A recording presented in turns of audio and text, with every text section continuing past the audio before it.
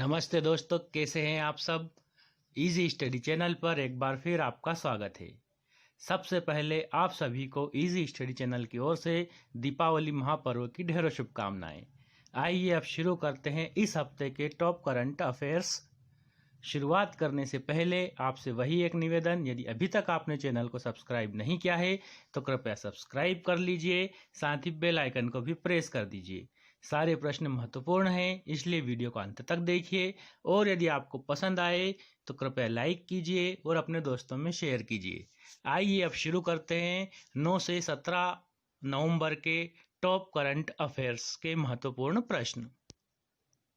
पहला महत्वपूर्ण प्रश्न है, बिहार विधानसभा की 243 सीटों के आए परिणामों में सत्ताधारी राजग ने कितनी सीटों के साथ बहुमत का आंकड़ा प्राप्त कर लिया है?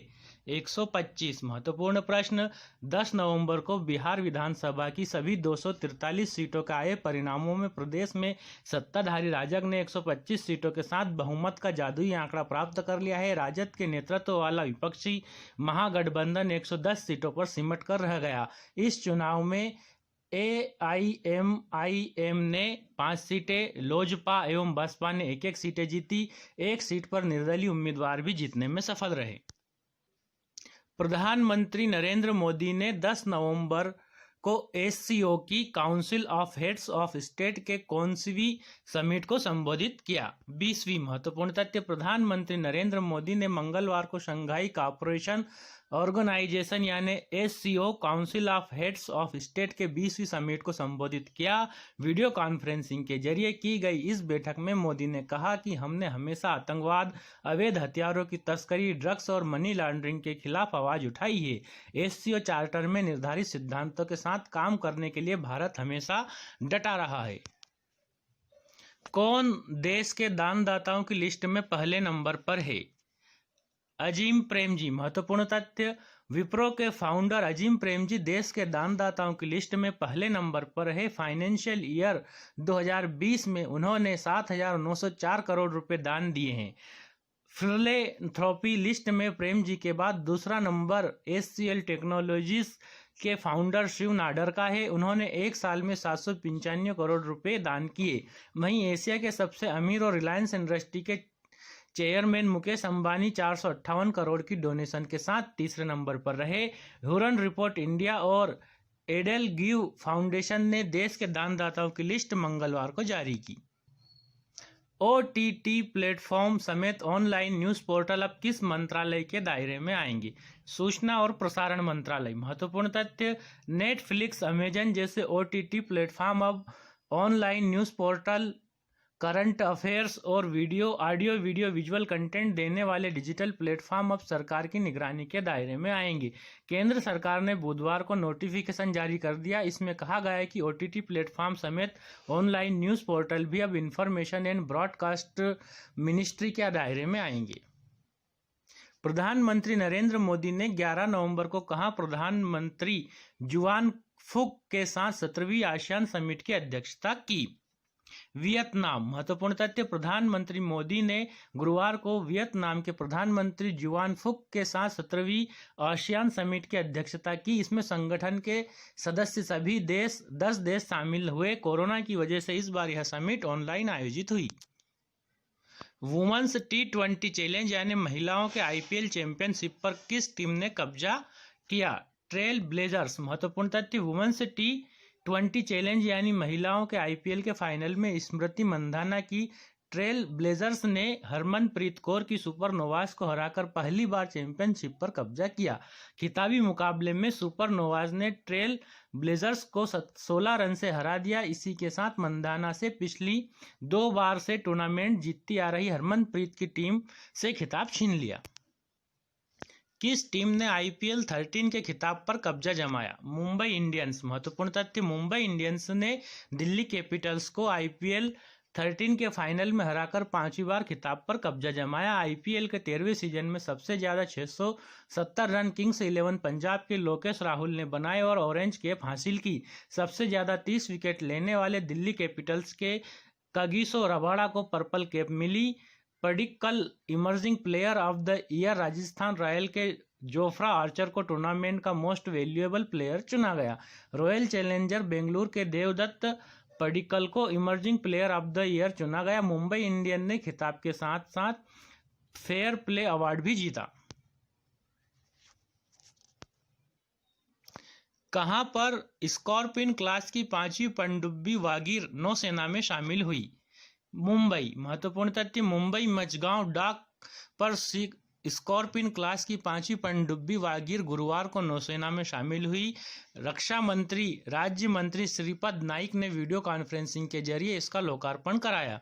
भारत प्रोजेक्ट 75 के तहत स्कॉर्पिन क्लास की 5 पनडुब्बी तैयार कर चुका है। 6ठी पनडुब्बी INS वागशीर पर काम एडवांस स्टेज में पहुंच चुका है।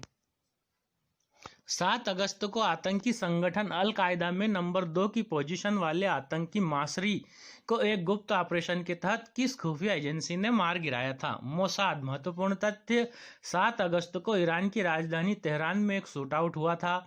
तब इस बारे में ज़्यादा जानकारी हासिल नहीं हुई थी, लेकिन अब जो खुलासा हुआ है कि कार में मारे गए व्यक्ति का नाम अबू मोहम्मद अल मासरी था। वो आतंकी संगठन अल कायदा में नंबर 2 की पोजीशन पर था। मासरी नैरोबी में 1998 में अमेरिकी दूतावास पर हमले का जिम्मेदार था। उसके साथ मारी गई लड़की का नाम मरियम मासरी था। वो अबू की बेटी और ओसामा बिन लादेन की बहू थी। लादेन के बेटे हमजा से उसका निकाह हुआ था। अमेरिका और इजराइल ने मिलकर इस ऑपरेशन को अंजाम दिया था। इजरायली खुफिया एजेंसी मोसाद के एजेंट ने मासरी को भरे बाजार में मार गिराया था। एजेंट कहाँ गए, इस बारे में कोई जानकारी नहीं है। किस टीम के ड्राइवर लुइस हैमिल्टन ने तुर्की ग्रांप्री जीत ली है? मर्सिडीज। महत्वपूर्ण तथ्य, मर्सिडीज टीम के ड्राइवर लुइस हैमिल्टन ने जर्मनी के लीजेंड ड्राइवर माइकल शूमाकर के सबसे ज्यादा 7 फार्मूला 1 वर्ल्ड चैंपियनशिप जीतने के रिकॉर्ड की बराबरी कर ली है। उन्होंने यह उपलब्धि रविवार को तुर्की ग्रांप्री जीतकर हासिल की। किसने ATP टाइटल सोफिया ओपन का खिताब अपने नाम किया है? Jannik Sinner. महत्वपूर्ण तथ्य, 19 साल के जेनिक सिनर पिछले 12 सालों में ATP टाइटल जीतने वाले सबसे युवा खिलाड़ी बन गए हैं। उन्होंने शनिवार को कनाडा के वासेक पोस्पिसिल को सोफिया ओपन के फाइनल में हराकर यह उपलब्धि अपने नाम की। 12 साल पहले 2008 में केई निशिकोरी ने 18 साल की उम्र में डेलरे बीच ओपन जीतकर यह रिकॉर्ड अपने नाम किया था।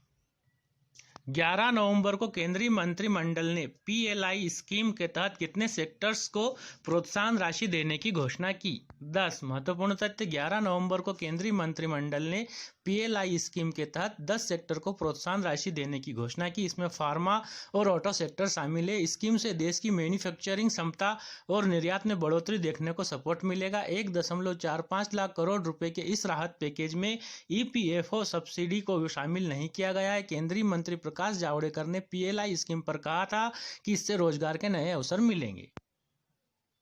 धनतेरस से शुरू होने वाला दीपावली का त्योहार किस दिन संपूर्ण होता है? भाई दूज। महत्वपूर्ण तथ्य, दिवाली का 5 दिवसीय उत्सव भाई दूज को संपूर्ण हुआ। दिवाली भारत में एक बड़ा त्योहार है। दिवाली 5 दिनों का त्योहार होता है। दिवाली का त्योहार कार्तिक अमावस्या को होता है, लेकिन इसका प्रारंभ धनतेरस से होता है और समापन 5वें दिन भैया दूज या यम द्वितीया से होता है। मुख्य त्योहार कार्तिक अमावस्या को लक्ष्मी पूजन होती है, जिसके अगले दिन गोवर्धन पूजा तथा अंतिम दिन भैया दूज मनाते हैं। इस वर्ष 14 नवंबर को दिवाली मनाई गई। इजी स्टडी चैनल की ओर से आप सभी को दीपावली की ढेरों शुभकामनाएं। प्रधानमंत्री नरेंद्र मोदी ने 16 नवंबर को कहां शांति की प्रतिमा का अनावरण किया? राजस्थान। महत्वपूर्ण तथ्य, प्रधानमंत्री नरेंद्र मोदी ने जैन भिक्षु आचार्य विजय वल्लभ सूरीश्वर जी महाराज की 151वीं जयंती के समारोह के अवसर पर वीडियो कॉन्फ्रेंसिंग के जरिए शांति की प्रतिमा का अनावरण किया। 151 इंच ऊंची अष्ट धातु प्रतिमा को राजस्थान के पाली में स्थित विजय वल्लभ साधना केंद्र में स्थापित किया गया। 151 इंच की अष्ट धातु से बनी मूर्ति जमीन से 27 फीट ऊंची है। इसका वजन 1300 किलो है। इस दौरान PM मोदी ने लोगों को संबोधित करते हुए शांति की प्रतिमा का अनावरण करना मेरे लिए सौभाग्य की बात है कहा। कहां के राष्ट्रपति के निमंत्रण पर प्रधानमंत्री नरेंद्र मोदी 12वें ब्रिक्स शिखर सम्मेलन में हिस्सा लेंगे?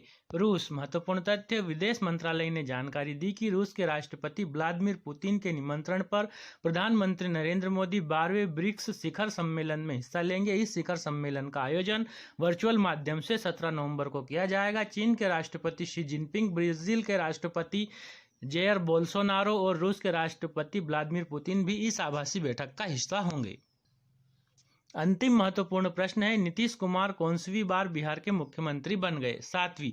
महत्वपूर्ण तथ्य, नीतीश कुमार 7वीं बार बिहार के मुख्यमंत्री बन गए हैं। उनके साथ 14 नेताओं ने मंत्री पद की शपथ ली। इनमें जदयू से 5, भाजपा से 7 और हम वीआईपी से एक नेता को मंत्री बनाया गया। नीतीश की पहली कैबिनेट मीटिंग मंगलवार को होगी और विधानसभा का नया सत्र 23 नवंबर को शुरू होगा। दोस्तों, ये थे इस हफ्ते के महत्वपूर्ण प्रश्न। यदि आपको अच्छे लगे हो तो कृपया वीडियो को लाइक कीजिए, अपने दोस्तों में शेयर कीजिए और हमारे चैनल इजी स्टडी को जरूर सब्सक्राइब कर लीजिए। साथ ही बेल आइकन को प्रेस कर दीजिए। आप सभी लोगों का बहुत बहुत धन्यवाद। साथ ही एक बार फिर आपको दीपावली महापर्व की ढेरों शुभकामनाएं। आप सबका दिन शुभ हो। जय हिंद, जय भारत।